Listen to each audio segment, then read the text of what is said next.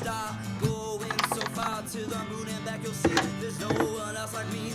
Going with the windows down, no longer carry a frown, heart on my sleeve. But that's just me, and I'm headed to the stars on the boulevard, screaming I'm alone. Keep this going while I'm still young, and there's no one to hold me back. Feels like I'm having a heart attack, oh baby. I'm better than that, but when you see me on the streets, you'll be lucky if I tip my hat to the course again. It's time to move on, get on with this life. Get down with the get down, show 'em you're full of pride. Never let 'em see you cry, never wonder why. Just be yourself and shine like a star so bright. Yeah, yeah, shine like a star so, oh, won't you shine for me? Yeah. It's time to move on, get on with this life. Get down with the get down, show 'em you're full of pride.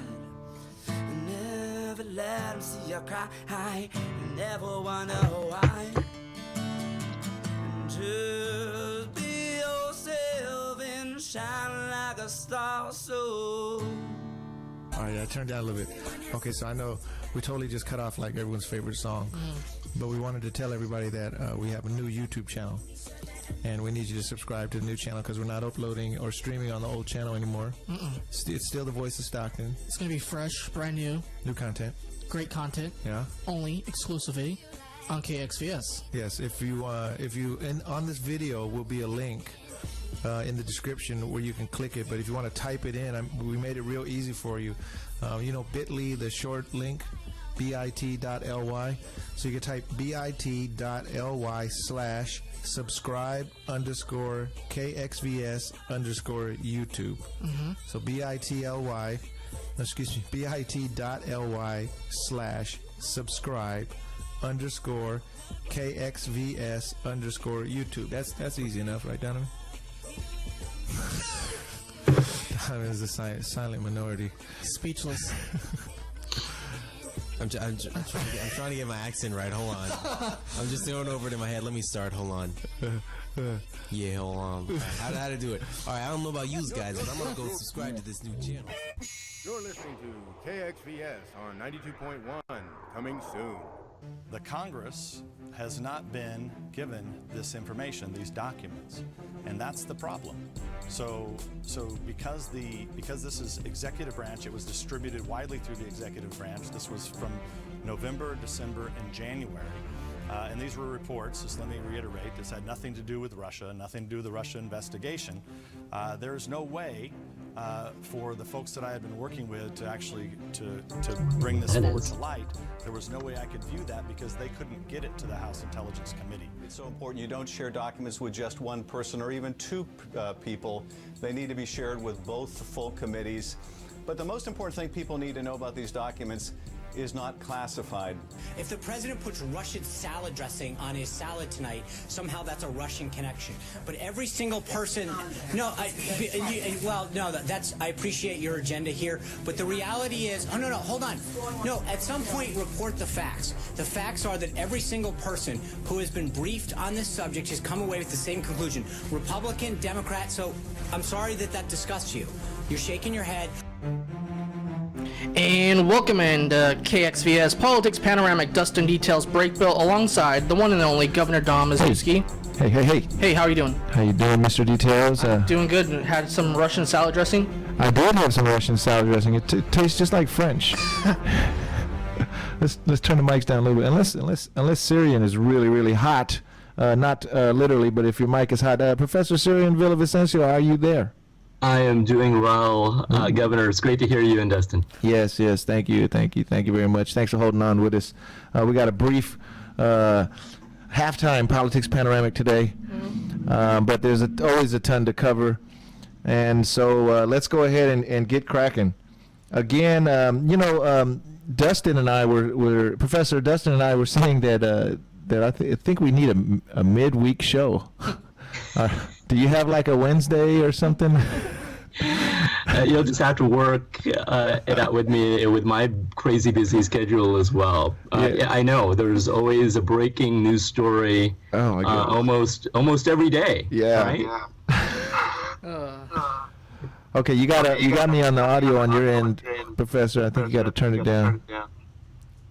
I don't know how that works on Skype. Yeah. But Gov, Yes. let's get to the news of this week. Let's begin with some California political news. All right. And that's the one and only Devin Nunes, the Yeah. House Intelligence Chairman, and he's still back in his play of the White House. Yeah. This is interesting. I don't know. I think he's got. It looks like an implosion in slow motion. The whole Devin Nunes thing. He came back to a ruckus homecoming in his hometown. Yeah, in Tulare County. Yes. So people were not happy about him at all. There were hundreds of people out there, as reported by the news.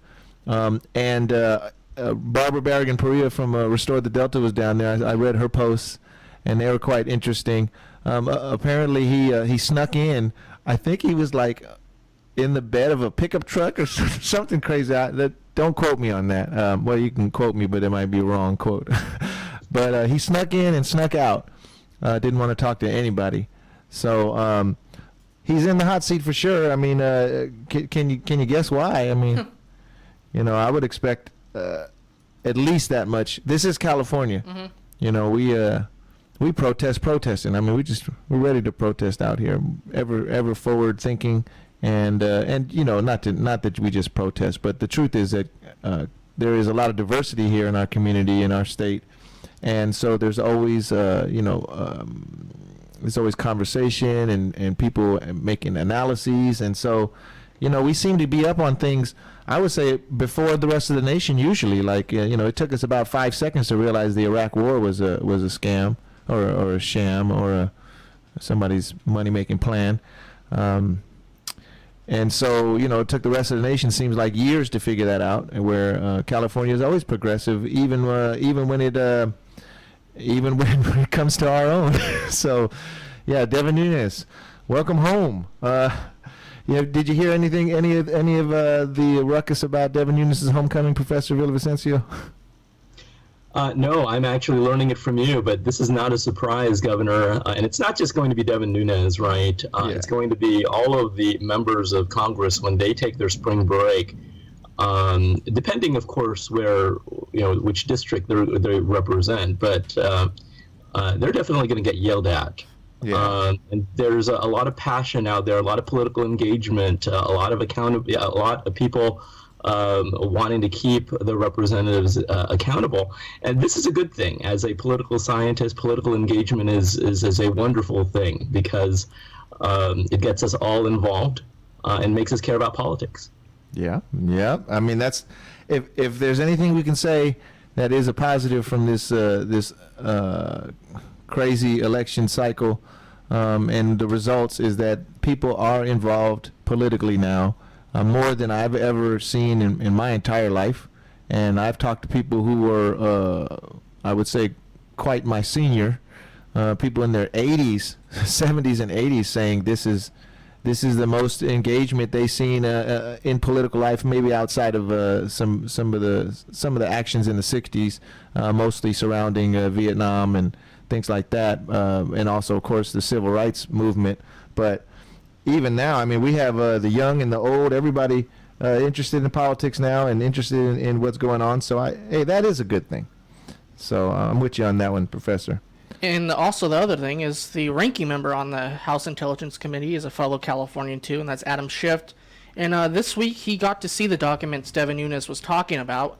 And that caused some controversy because it was found out 2 White House employees were the ones that gave it to Devin Nunes. Now, I hope the professor is up on this one because I'd love to hear his take on it. But yeah, so here's the story, folks. You remember, if you don't remember, just where we live in a wonderful world where you can YouTube and Google everything. But the story of what went on with Devin Nunes we talked about last week, where he breaks this story that, oh man, there was indeed some incidental surveillance. And he wouldn't reveal his sources. And so that's not atypical, especially during an investigation, that you wouldn't reveal your sources. But now we find out who the sources are from his partner on the committee, Representative Schiff, and turns out the sources was the White House. So 3 White House, I think it was 2 or 3 White House aides or officials, shared the information with Devin Nunes, and Devin Nunes turned around and makes an emergency press conference, and then the first person he talks to is the head of the White House, Donald Trump. What do you make of that, Professor Villavicencio? It's unprecedented. Every single week I have to say this, because there's always something again that's new, that has never been done, and so this is a complete shock to me. But there's still, I want to make sure that we try not to prejudge, because there's still a lot of things we don't know. It's allegedly that these 2 White House staffers, and let's be clear here, we're talking about the Trump administration and his White House staffers, and not, President Obama's staffers. Let's just be clear. Again, told Devin Nunes that, or revealed this information to Representative Nunes. And it's not a surprise that the information allegedly was this thing about President Obama tapping President Trump during the campaign. Now, we really don't know what that what that information is. Destin was kind enough to let us know that Representative Adam Schiff visited the White House this week and saw the same document, supposedly the same way that it was presented to Representative Nunes. And Schiff is now calling for that information to be shared to the committee as well, but not to the general public. Yeah, it becomes more of a mess here, Governor. But yeah, here's the deal: the problem is that this House investigation has been compromised, right? And it was compromised by Representative Nunes not sharing this information in the first place with his committee, as we discussed last week. And so there is this perception that Representative Nunes is causing too much with the White House, and therefore can't, conduct an impartial investigation. And so there's different levels of incompetence all around, and I've never seen it before. And it's not, you would think as the chairman of the House Intelligence Committee that you would exercise much more clear judgment. And Representative Nunes has, or didn't do that, and then now his constituents are yelling at him. Yeah, definitely. That there's 2 words that we're gonna hear all, maybe all year: unprecedented and incompetent. And that leads us to a perfect segue from the House Intelligence Committee to the Senate Intelligence Committee, led by Richard Burr, North Carolina's Republican senator, and Democratic Virginia Senator Mark Warner. They both had a press conference this week where basically they said, we are not taking questions on the House Intelligence Committee's investigation because, in their words, they some people's other words too, they feel like it's all amateur on the House side now, and the Senate side has to clean up their mess. Gov? Yeah. I saw that. What actually bothered me about the whole thing. I'm trying to listen. I'm trying to give him a fair shake. Mm-hmm. Do you know what Burr was doing during the campaign? I mean, am I wrong? Was Burr not a Trump advisor? So why is he even on that committee? I mean, this is what we keep seeing. Like these guys are supposed to be investigating. How are you going to investigate? And you're part of the situation. I mean, are we supposed to expect that he's going to be impartial? Warner, who was asked a direct question, I'm trying to find my notes on that one topic. It's probably on my phone. He's asked, do you think that the investigation has been compromised at all?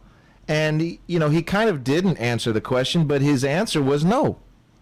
Like, I don't know what's going on there. They're supposed to be, I think, a little bit more, I don't know, concern. There should be more to it than that. Oh, it's so funny. I saved it as a draft, and then I must have erased it. But no worries. I did watch the briefing. So,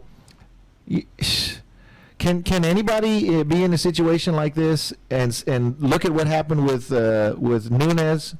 And look what happened, the information being fed from the White House. And I think that press conference actually was before we found out that the White House was feeding the information to Nunes. But just by what we saw, how Nunes carried on, how could Warner say that he doesn't think that the investigation is compromised at all? It makes me not have any confidence in his investigation. Professor, did you read did you watch the press conference? Yeah, I watched a little bit of it, Governor. It's interesting you say that, and I can understand where you're coming from. There's a lot of conflict of interest given the fact that Richard Burr, as you said, had some ties with the campaign or pushing and endorsing President Trump. And that's why I think the design of Congress is important to take account here. You have the House investigation and you have the Senate investigation. And if you look at how it's put together, of course, they're made up of political parties. Yes, the majority political party will have control of the investigation, but there are members of the minority party at present. And I still do believe that they can be impartial here, at least on the Senate side. I think the House side, there's definitely credibility problems. But the Senate side, there's still a possibility here that they can conduct a fair investigation here. From what I've heard, there are 7 investigators that the Senate Intelligence Committee has on this Russian alleged interference, and that's important because they only had 3 investigators during the Benghazi investigation. So it shows you how serious they're taking this particular, Russian interference here. And so they have the ability here to look at the evidence. They have, security clearance to do that. If they remain free from partisanship, I really do believe that we can resolve this with the Senate investigation coupled with the FBI investigation. I think those are the 2 that's going to be the most credible. Now, let's remind folks what is being investigated. Now, we're talking about the ties and possible ties between the Trump administration and Russia, Putin's Russia.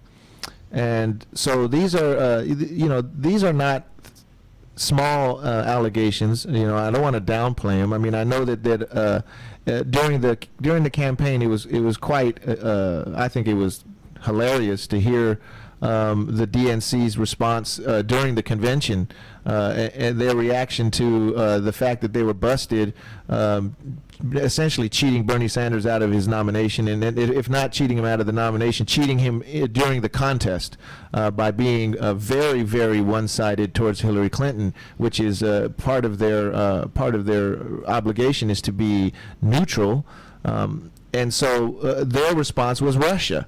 And so now, we heard Russia. We heard that response, and Russia echoing across the planet now. Now Russia, every day Russia.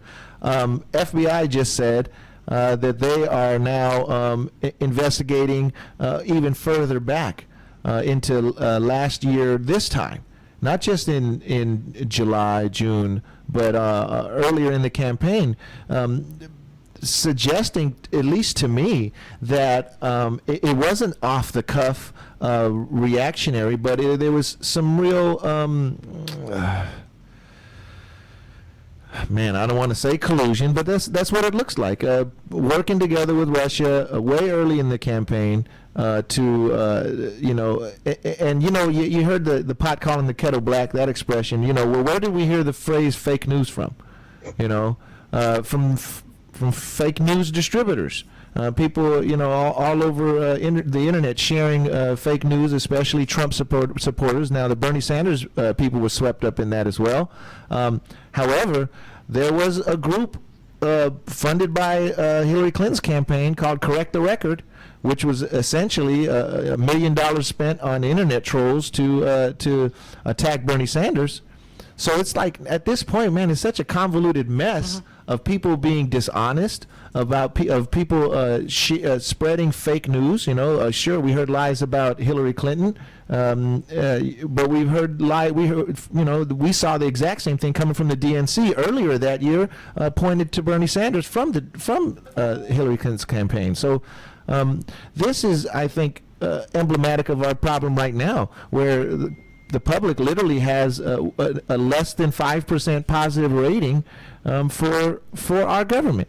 Yeah, and some people who think one of those Trump staffers or campaign people that concluded or was with Russia was Mike Flynn, who basically says, I'll only testify if I get immunity this week, and the New York Times broke that story. Yeah. And Mike Flynn has been in the news for a long time now. He was the one that chanted "Lock up Hillary" at the Republican National Convention in Cleveland. Lock her up. And he's been a foreign agent, reportedly, for Turkey and Russia. And so where does this news go with Mike Flynn wanting immunity from the government? And Donald Trump tweeted out that he thinks Mike Flynn should get immunity and let him see what happened. So, Gov and Professor, what do you guys think of what Mike Flynn has been recently up to? Let's start with you, Gov. Well, I mean, I think optics, here's another thing we're going to hear a lot of, the phrase bad optics. Man, these are bad optics. But before I bash on Flynn, let me just ask Professor, is that atypical for someone, before they testify to ask for immunity? Isn't that kind of the way it works? Yeah, typically that is it. But we have to be very, very careful here, Governor. Michael Flynn, and Dustin gave a great background on him, but he was, of course, fired as the NSA advisor for not giving supposedly all of the information to Vice President Pence because of his meeting with Ambassador Kislyak. And now his lawyer, basically says that he'll testify to these investigations if he gets immunity. Yeah. We have to remember that asking for immunity does not equal guilt. Right. And that I want to make sure that we understand that. Typically, you ask for immunity, so you can negotiate a deal.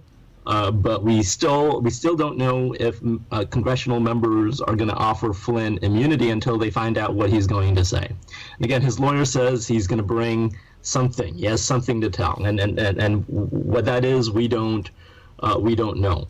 But I want to speak just briefly, Governor, to your analysis on the Russian hacking here. Yes, sir. I think there's two issues, right? There's the Russian interference in our elections, which I think are two separate things. The Russian interference on one set of issues, and the other set is the alleged Trump Russian connection or collusion. Let me provide our listeners some context. The Russian interference has been going on a while. In fact, it's not as if Putin says we're gonna hack or interfere with the U.S. elections. They've been doing this in Western Europe. And Western European countries know that Russia is behind, again, influencing their free and fair elections. Yeah. And then Russia here brought it to the United States, because when Secretary Clinton was the Secretary of State in 2011, she vehemently criticized the Russian elections.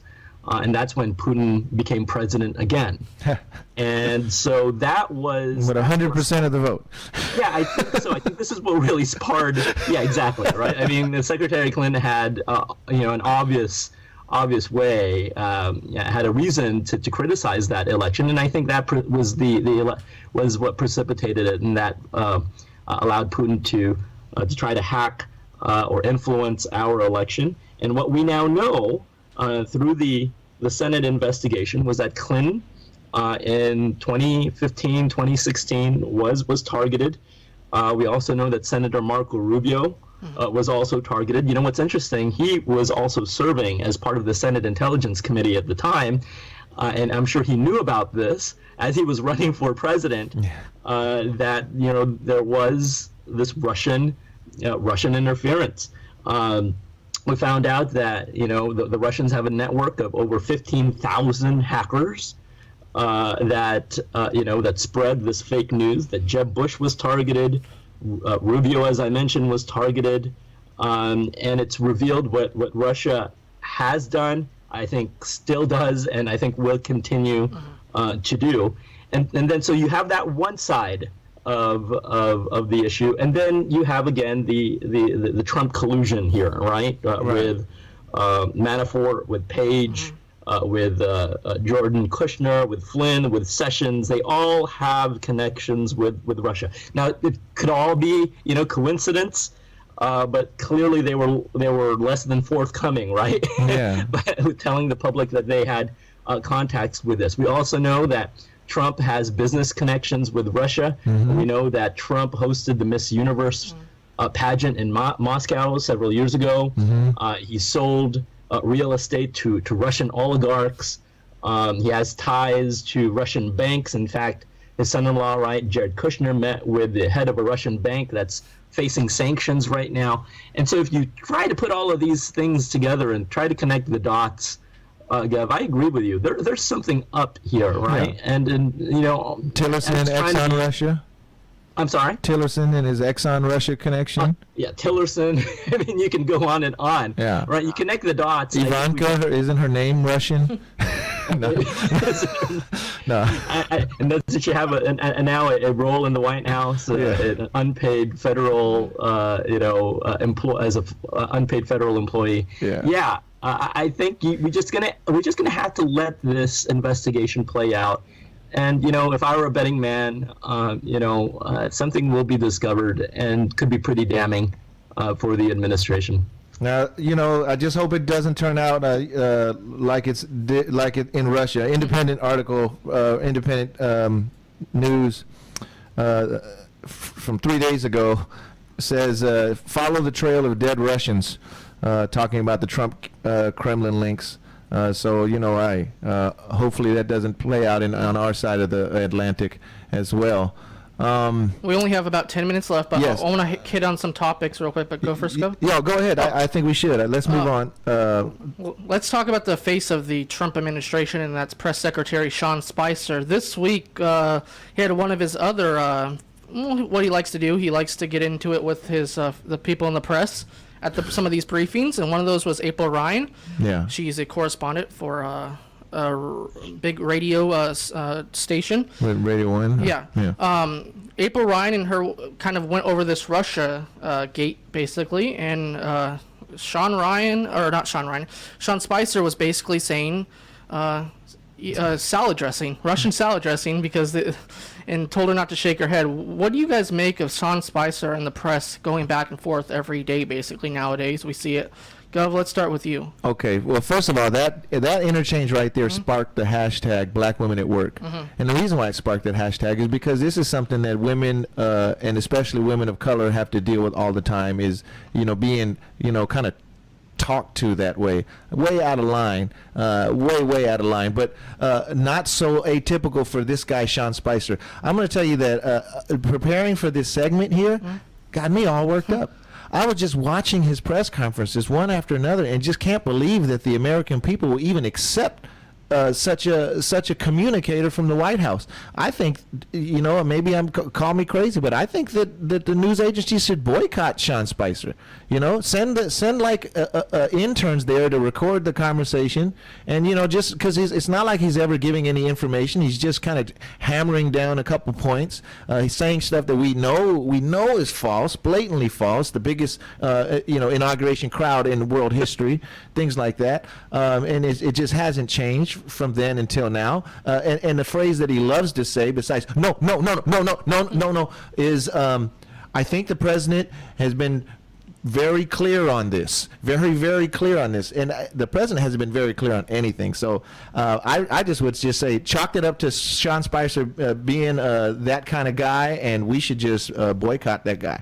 April Ryan, of course, from American Urban Radio's network. Professor, what do you make of Sean Spicer and the press going back and forth with each other?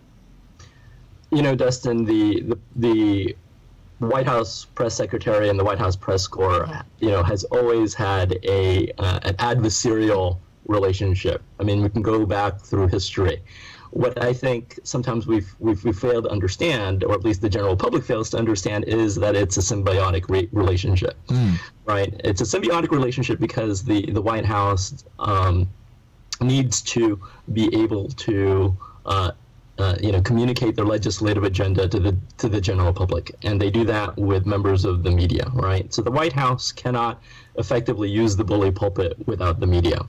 The media needs the White House too, right? They need news stories to report. So even though it's adversarial, they need each other. Although that's one take on it, but I really believe that Sean Spicer and his treatment with April Ryan could have been much more polite, could have been much more professional. Clearly, I've heard reports as well as Governor has already mentioned that April Ryan was a victim of microaggression, as minority women are. I see it more from the lens. Now I can see how minority women would feel with that particular instance, but I see it more through the lens of politics rather than race here, and I believe that Sean Spicer could tone down his.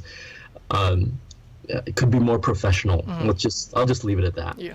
Did we get spoiled by the likes of Josh Earnest and press secretaries that had some tact and could be adversarial without being arrogant and aggressive? Is that what happened? Or I think that type of arrogance has no room in the White House press room. And if this is how the White House treats domestic news, then how is the rest of the world supposed to feel about our White House? So I'm kind of Spicer.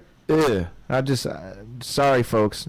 I just can't believe that people accept him talking to him like that. So, one story I wanted to get into, something the professor mentioned the other day, is that we're on our way to another budget, another stopgap bill to prevent government shutdown. I mean, what's the status of that, Professor Villavicencio? Yeah, Governor, thanks for bringing that up, because we're tied in here with the Russian alleged hacking, with all of these controversies, and we have a looming government shutdown. Yeah. What our listeners may not know is that if Congress fails to pass this stopgap package bill before April 28th, we could potentially have another government shutdown. And we know what happened with the previous government shutdown. When that happened, our credit rating as a country was lowered, and that made it very, very difficult for us to borrow money. And so here we go. The administration, right, the Trump administration wants an additional $33 billion for defense and for the border wall that they're going to build. And they want to ultimately get this $33 billion by cutting $18 billion in education, in health, and in labor to offset, again, this increased spending and for the wall. The GOP wants this, and of course the Democrats don't. And I don't see any compromise here in the long run, because the Dems are not going to work with the GOP, and so we're going to have a face-off here. There's not going to be sequestration. I don't think that's going to happen. It's going to be very difficult to get the Democrats on board, especially here if President Trump blames the Democrats. I know he's been trying to reach out to the Democrats, but the relationship between both parties is so poisonous right now that I don't see them coming to compromise anytime soon. But they have to, for the sake here of avoiding a government shutdown. So I'm not optimistic. So we'll see how this drama plays on in the next couple of weeks. And the two final things I want to say real quick before we go, it's almost our time's up. Yeah. Hitting that against the clock. Paul Ryan this week said basically he does not want to work with Democrats, and Donald Trump says I do. So it's going to be interesting to see that relationship between the speaker again and the president. Governor? Yeah, and I was watching that press conference where Paul Ryan, made that inference, and this is where we are right now. We're in a Republican presidency, Republican majority in both houses, the House and the Senate, Republican. Even a majority in the Supreme Court. If you look at a lot of these decisions, they say, we say it's split, but man, some of them have leaned over that way. And now with Trump in the White House, it's likely going to be Republican majority there, or if we call it a conservative majority. So, we're going to see this, but they're approaching this as if they have some sort of a mandate. Even though they barely squeaked by and won, it's like some sort of a mandate from the people. So they're saying, hey, the American people called for this. I think that the longer this plays out, it's going to be worse for the Republicans, because American people are the same American people who say, hey, I need my health care, and you better make it better and not worse. So, I think it's a lot of big talk. Everyone's going down. Trump is not letting anybody win except him. So too bad for Paul Ryan. I think he's going down in flames. So, Professor Paul, what do you make of Paul Ryan's comments? I ultimately think that Paul Ryan has demonstrated that he can't lead. And like I said, I don't think it's Paul Ryan's fault. I think he's now just realizing that even trying to corral his own members of his rank and file, right, particularly with the Freedom Caucus, that this is going to be very difficult. Yeah. Difficult to do, and he's going to try. He's going to try to get things passed with his own party, and by shaming the Democrats or basically saying that he can't work on it in a bipartisan way. It's pretty unprecedented. I know we've used that term. Yes, that's our favorite word now. But that is unprecedented as well. You've never heard a speaker saying that that they would be unwilling to reach out to the other side. Right. But really, I think Donald Trump is the problem here. Why? Because if you look at President Trump, his populism is not translating into policy. Right. Governor, he's insulted the right, he's insulted the center, he's insulted the left. How are you going to get the majority, right? Which our system of government or the legislative process requires. With that, if you have in a way burned relationships or have undermined relationships with everyone, so this is just unconceivable to me that an administration that's been in office for roughly 3 months has a 36% approval rating. Right. And the only thing that's keeping him going is that this is the irony to me is that 80% of Republicans approve of what the president is doing. Yes. Yes. So there is a fundamental disconnect there. But it's going to be virtually impossible to try to get things done here moving forward for the president. Well, I want to thank you, Professor, for your commentary. One thing I really appreciate about you, even though as if it's a negative thing, but even though you've been involved with the Democratic Party and helping getting Obama elected, you are very balanced, and you have a way of not being assumptive, and to give I think all parties the benefit of the doubt. And so appreciate you keeping us on the level. So thank you very much, Professor Villavicencio. My pleasure, Governor. Thank you for that. Appreciate it. And I promise before the next show, I won't watch Sean Spicer press conferences because they got me all worked up. stick around for more quality programming here on the Voice of Stockton. But stay tuned. We are going to be giving you more updates. We might do a midweek show, but we're definitely going to be back next week for a full hour of Politics Panoramic right here with Governor Don and my good friend, Mr. Details, Dustin Breakbill. And, of course, our special guest commentators. Want to give a big shout-out to Professor Tamara Sakari, who wasn't able to make it today. And thank you again, Professor Cirian Villavicencio, for joining us on Politics Panoramic.